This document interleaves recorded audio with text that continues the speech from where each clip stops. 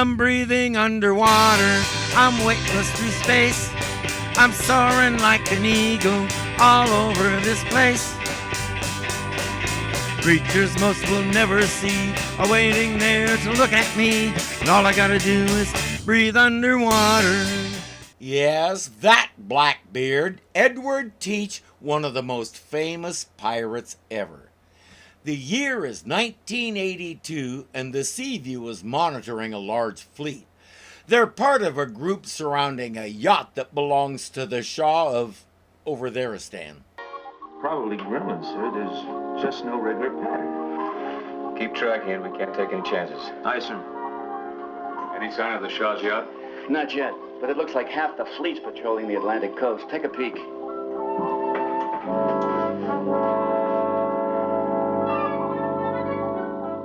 Must be a very important visit to touch off red alert. I've just opened our secret orders. I can tell you that's more than important. If anything happens to the Shah on this trip to Washington, it could start another war. Skipper, there's an object flying across the area. Dead ahead. That helicopter is going to land on it and deliver the president to a conference with the Shah. In 1967, I'm not sure anybody could have predicted that by 1982, said president would be Ronald Reagan. He had just been elected governor of California after a 40-year acting career.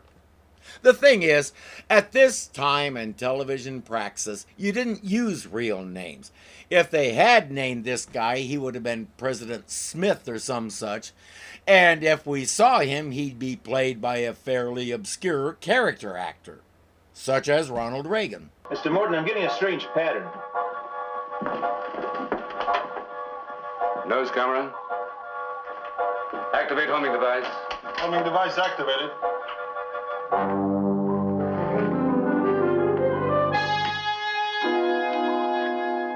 Can you sharpen it? Looks like a weapons bunker. Could be a missile silo hidden inside that mound.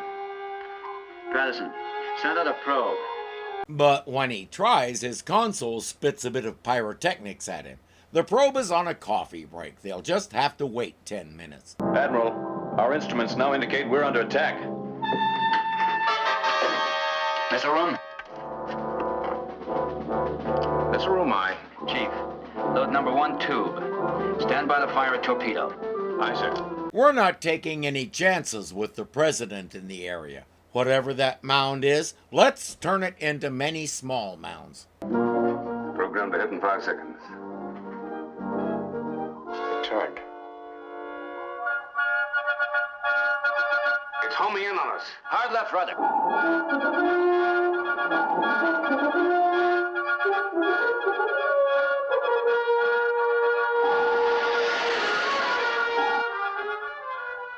That missed by a seal's whisker. It's coming about again. Slow to 1/3. Low starboard tank. Aye, sir. It's going to hit us. We've got to explode it. Jib, face it dead on. I'll try a laser shot.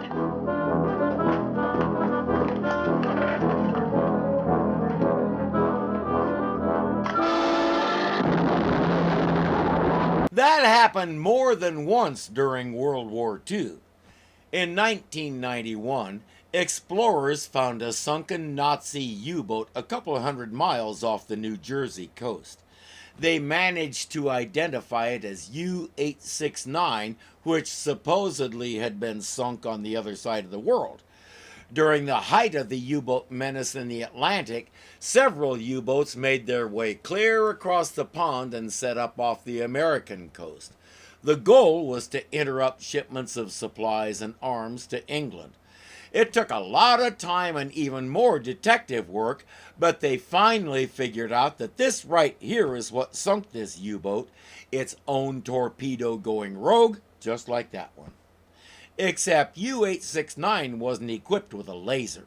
Good thing the Seaview is.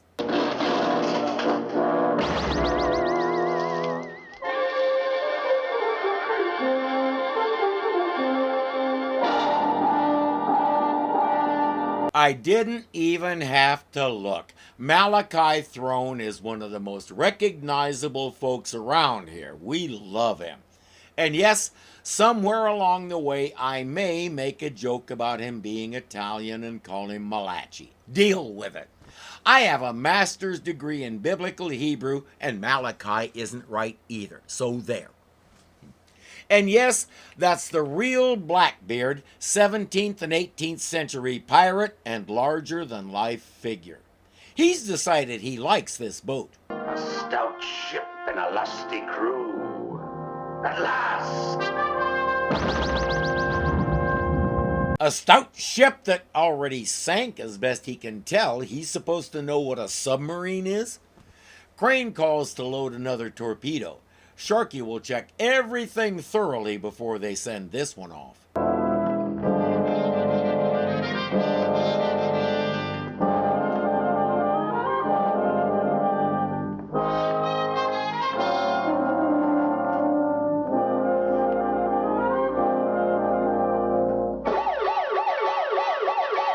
Hey, if you're in a closed environment where nobody can get in or out and you see something like that, what would you do? Unfortunately, this guy is an Irwin Allen non-human villain, so of course he can do this.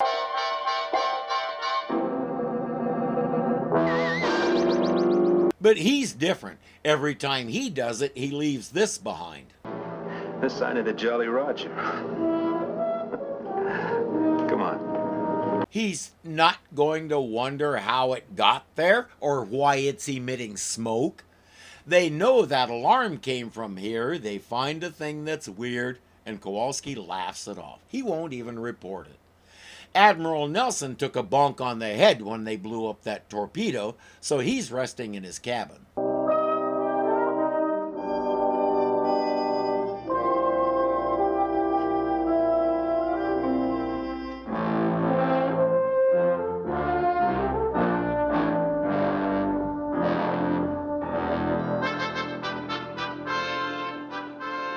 Captain Edward Teach, sir, of the Queen Anne's Revenge, at your service, sir.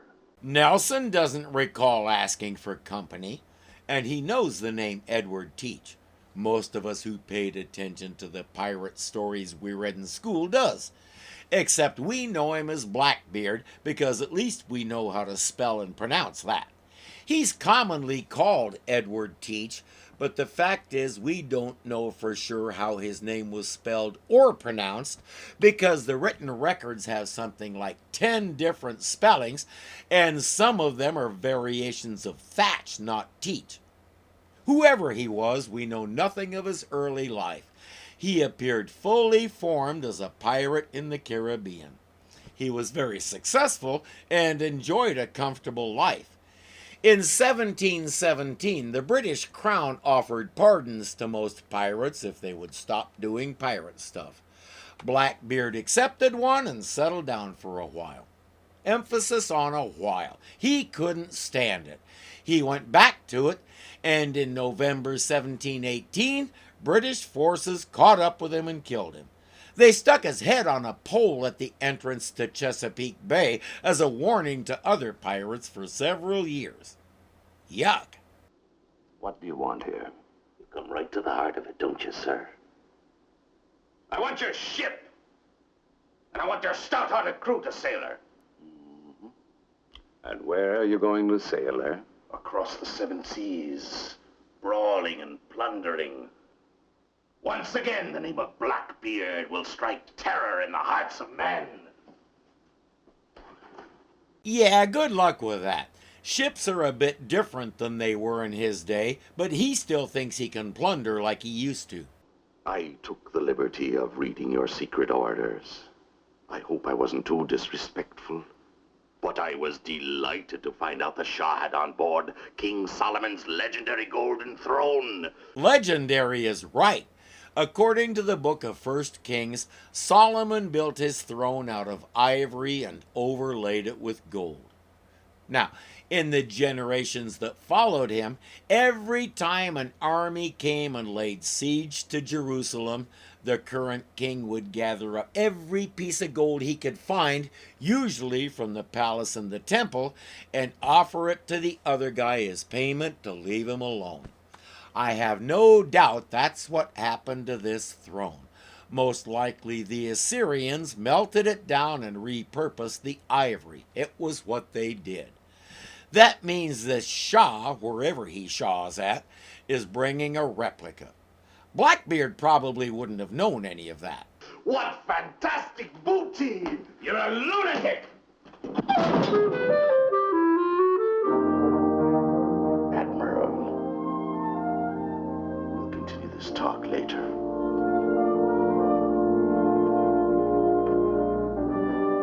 Right now, I'm off to gather up me crew. I am so glad we got Malachi Throne for this part. He makes Blackbeard's flamboyance look and sound as natural as can be. And when he wasn't slaughtering a ship's crew, Blackbeard really was like this. I put Malachi Throne right up there with Henry Jones in my list of favorite character actors. It's me, sir. Have you seen Blackbeard? No, sir.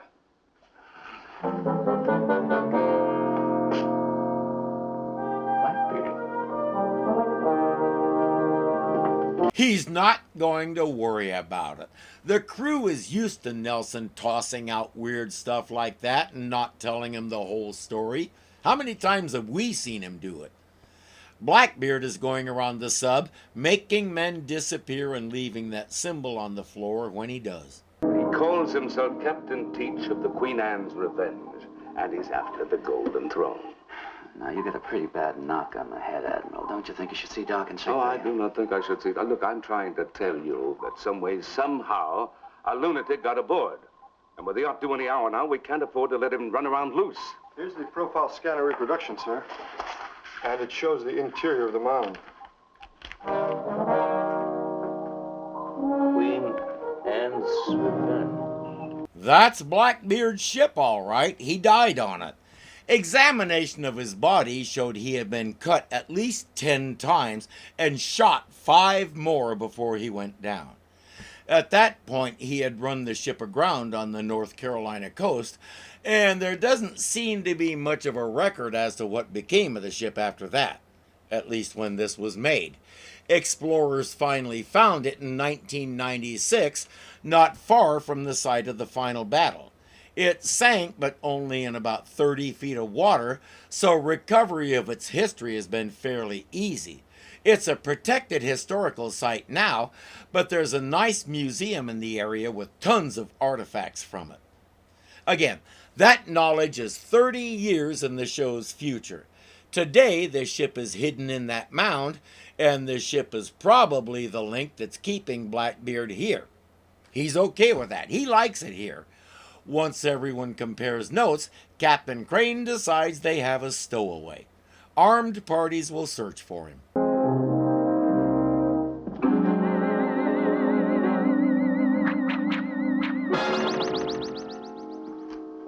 And they're certainly effective.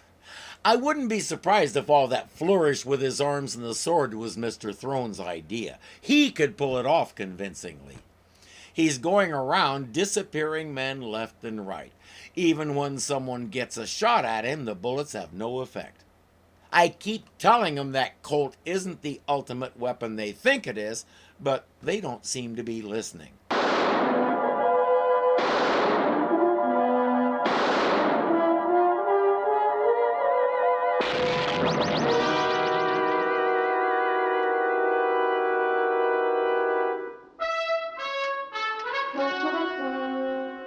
Oh, you'll make a proper first mate for Blackbeard, you will. Based on contemporary records, when he was in port, Blackbeard did enjoy mating, but... Oh, he means... never mind. A powerful force field is protecting that pirate sloop inside the mound. Oh, I know our instruments show it. I just can't believe it. There's just one possible explanation. That sloop's being used as a cover for some highly sophisticated weapon. To knock off the yacht and recover King Solomon's gold throne. This is possible. That throne's priceless. Now that the Admiral's alerted the yacht, someone's gone to a lot of trouble for nothing. Except he didn't warn the yacht. Something is blocking radio signals. Captain Crane knows the cure for that. Missile room. Chief Sharkey here. Is the torpedo ready? Not yet, sir. B and C circuits are... We can't wait, Chief. Load the tube. Double charge in the torpedo. We've got to explode a force field. Yes, sir. There's no chance of another accident. Accident! I wanted to knock out this ship, and I did. Curse me for a lover if I didn't. That you did, Captain Blackbeard. That you did. Matey, if they wipe out me sloop, they wipe me out. Now, we can't allow that to happen, can we? As if we couldn't figure that out. He sends Kowalski to cause another torpedo accident. Why can't he do it himself like he did before? This is the captain. All search units report in. All search units report in at once.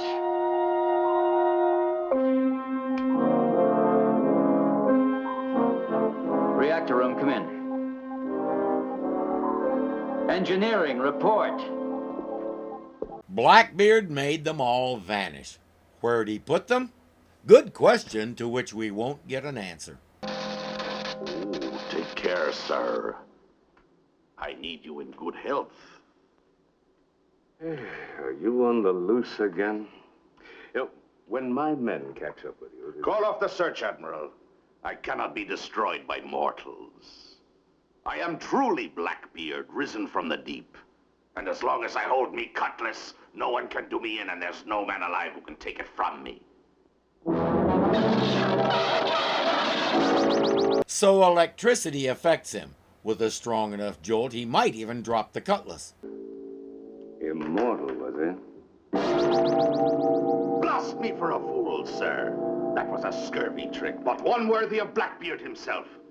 But enough of our games. Let's get down to cases. Nelson says, "We don't have any business. I want no part of you or your schemes."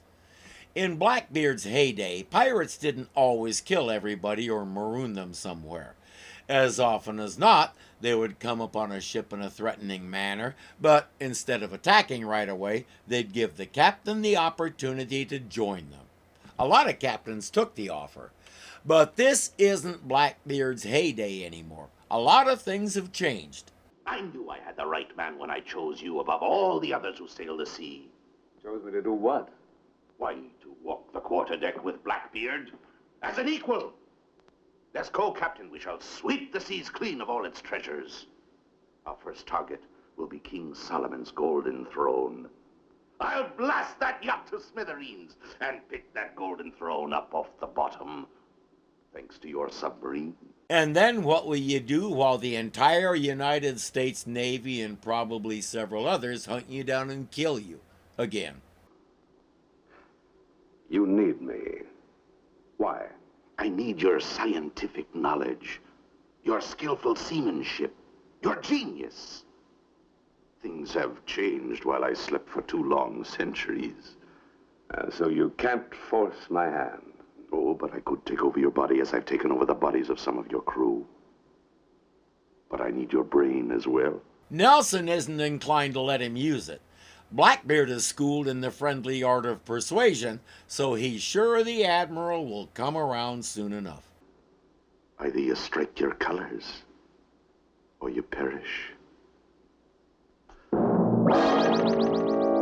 Strike your colors basically meaning surrender in 17th century pirate talk. Nelson goes back to work on his project. Missile room starting 10-second countdown. 10, 9, 8, 7, 6, 5. Avast ye swabs! Aboard firing. 3.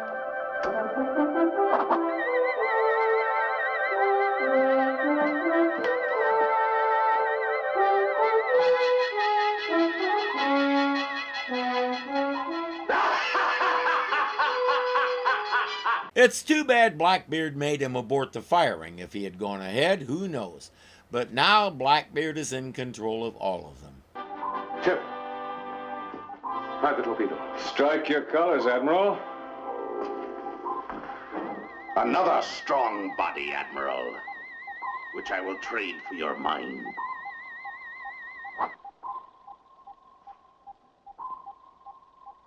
What happened? Are you all right? Yes, sir. Shot your fire! or not. 3 guys can't take him down and get to the firing button. Take him, lash him to the deck.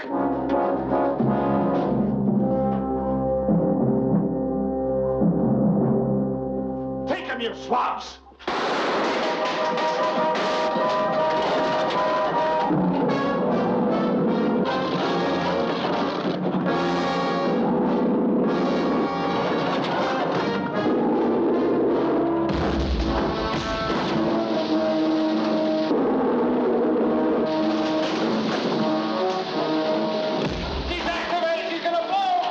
Kowalski runs out, so the other 2 can grab some fire extinguishers and put that out. While they and Sharkey unload the torpedo to check it, Nelson, Crane, and Morton have taken shelter in Nelson's lab. The Admiral will keep working on whatever that thing is, while Crane goes to fire a torpedo at the mound. At the same time, Chip will take the flying sub and blast the force field with a laser. If they can hit it from multiple sides, they should be able to break through and destroy the source of Blackbeard's power. Question: if Chip is sitting near it shooting a laser and Crane hits it with a torpedo, what happens to Chip? Now all I need's a little luck. You'll need more than luck, you scum to do in Blackbeard. How did you get here? What difference, matey? Blackbeard has powers you mortals never even dreamed of. I doubt whether Blackbeard ever dreamed of them either until they happened. He says, "Come about and go back." Chip says, "Your wish is my command."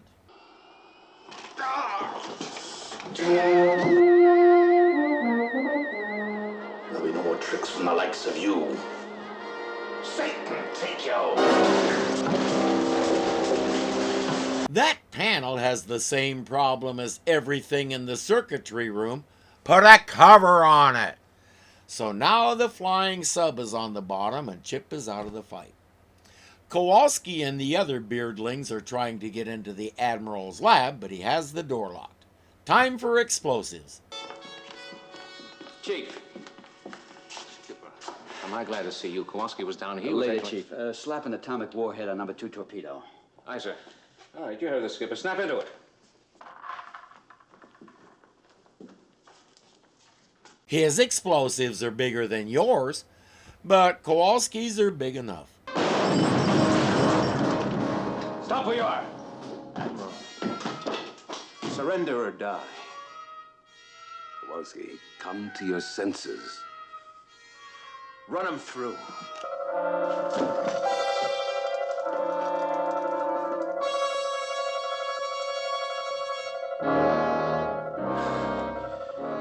Captain Blackbeard will take care of this. Come on, you swabs. It's a pirate repellent device. Patent applied for. Admiral, the atomic torpedo is loaded. Oh, good. Good. I'm almost finished here. What is that? That? Well, that's another force field device based on ultrasonics. Now, if it works, we're going to teach Captain Teach quite a lesson in modern science. While you're at it, could you teach it to Chief Sharkey in somewhat more comprehensible terms? Like just call it a pirate repellent device, patent applied for. The finished product is ready to test.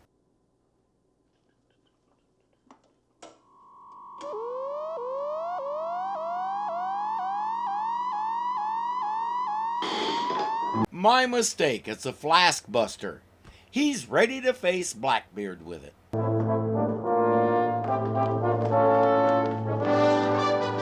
Stand off, mates. Let's see if young Captain is fit to sail with Blackbeard. I'm a man who loves a fight. If you survive, you'll take your place on the quarterdeck. If you drop, you'll hang from the yardarm at sunrise. Yeah, have fun finding a yardarm, Captain. You're a loudmouth bag of wind, Blackbeard. That's about as socially unacceptable as the curses got in 1967. I accept the challenge.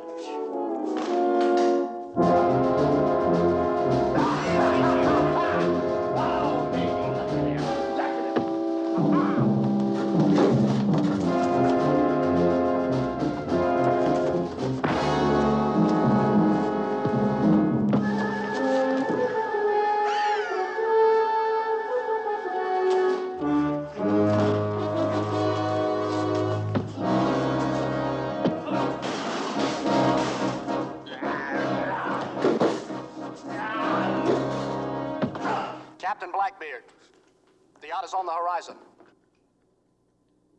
Be a sitting duck. That's good because Captain Crane fights like he has 4 left feet. They have a torpedo loaded and ready, and they're counting down. 5, 4, 3, 2, 1.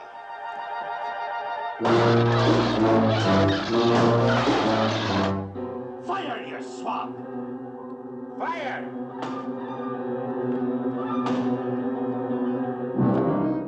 I said fire before I keelhaul you. Mr. Rome, why don't you fire? Someone cut the power.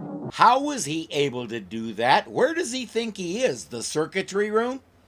No, he needs to go to the circuitry room because his power supply blew out. He has to recharge it. Elsewhere, Blackbeard is searching for Nelson while Malachi Throne devours some scenery.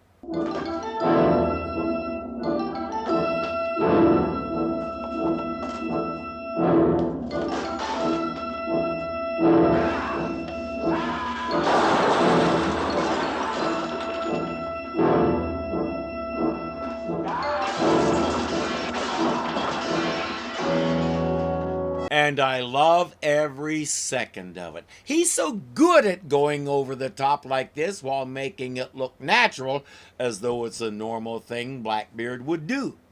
He lived to be 85. It's too bad it couldn't have been twice that long. In the missile room, Kowalski and the others are stuffing Captain Crane into the escape hatch. Blackbeard calls it the submarine version of walking the plank. Are you sending me out without a tank? Oh, no. Captain Blackbeard gave specific orders. Full gear, he said. I accept. Just 1 minute of air.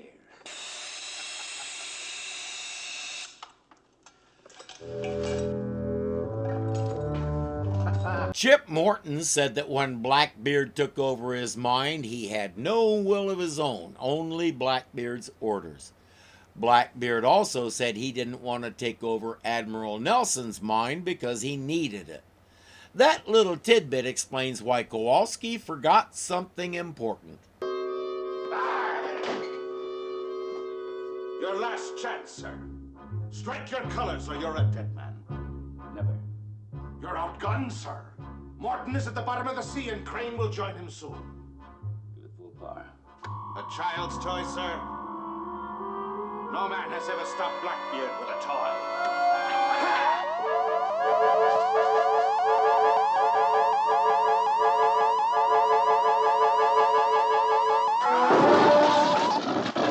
That depends on the toy, sir. You know what they be saying. The only difference between men and boys be the price of their toys. That may be a little after his time. That destroyed the cutlass, so now it's a knife fight.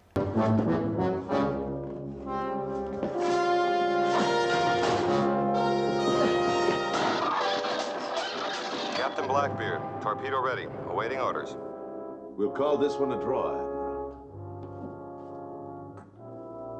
I'll be back. Second draw he's had today, thanks to interruptions. Admiral Nelson does have one big advantage over him.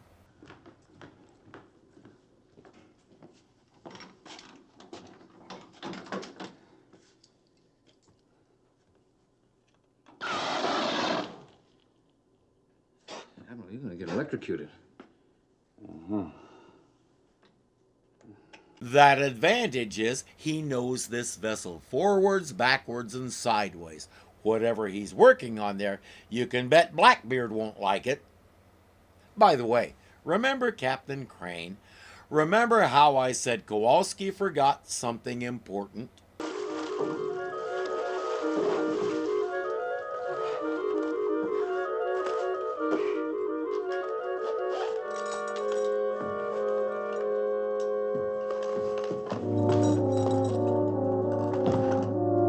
Yeah, he forgot it takes less than 1 minute to swim from the escape hatch to the moon pool. For that matter, he probably forgot there was a moon pool. Not that that's a bad thing in the present context. broadside. Aye, Captain. Then fire away, you swab.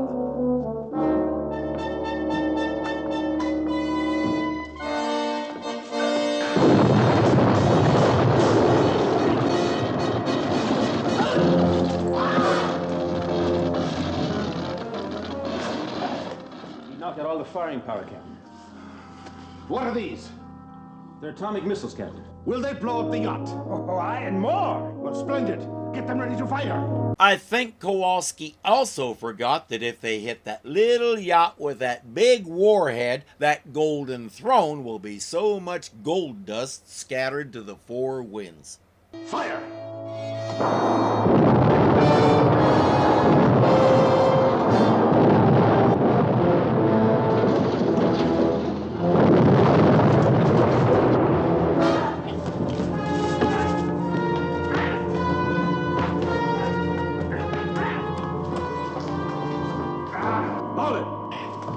You're too late, Admiral.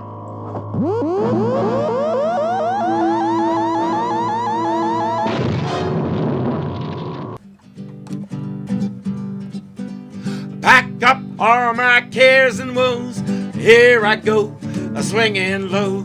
Bye-bye, Blackbeard. We better pick up the survivors. No, Lee, there were no fatalities. But the missile hit the target, the yacht. No, not the yacht. It exploded underwater. It hit the pirate sloop, the source of his power. See, Skipper, the Admiral reprogrammed the missile from the main circuits and changed its direction towards the sloop. Blackbeard said the sloop was the source of his power. That's why he had such a powerful force field protecting it. How he got his hands on a force field, we don't get to find out. But he should upgrade to next year's model. I hear it has 32% more protection against an atomic kaboom. They collect chip in the flying sub, and that's that. Blackbeard's ghost. I had a hard time with this one because I'm really tired of ghost stories in a science fiction show. I know what Hamlet said to Horatio, and it's true, but for most of these 4 seasons, the scientific wonders and mysteries have been good enough. Why do we keep feeling like we have to dip into the supernatural? I can even handle the aliens better than I can handle this. It did have one redeeming feature. Blackbeard was after a fancy gold throne that frankly may or may not have ever actually existed. What did he figure to do with it? Sit on it? Big deal. A chair is a chair. If he wants the ideal throne, he already has it. Because we all know the best kind of throne is a Malachi Throne. All I gotta do is breathe underwater. Breathe underwater. Breathe underwater.